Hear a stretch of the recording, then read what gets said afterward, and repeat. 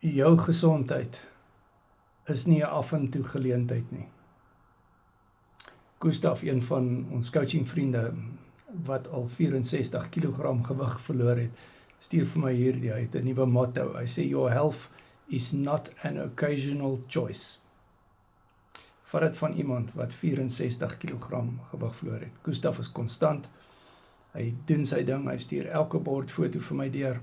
Ek en hy coach al vir baie lank. Hy is al 512 dae op die Carnivore dieet. Ek so trots op hom.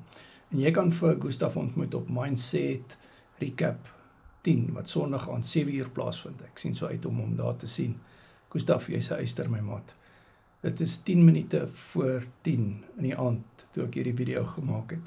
En 2 minute gelede het Gustav hierdie vir my deurgestuur. Dit wys vir jou waaraan hy sit en dink so laat in die aand oor positiewe goed.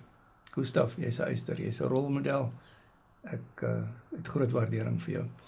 So die bootcamps is op Google Meet, maar die coaching wat ek en jy gaan doen, gaan wees op WhatsApp video call. Ek is tans besig om hierdie kanker bootcamp voor te berei. So die Mindset Recap 10 se Woensdag gedeelte is die kanker bootcamp en ek sien so uit om dit aan te bied. WhatsApp my nommer is in die bio.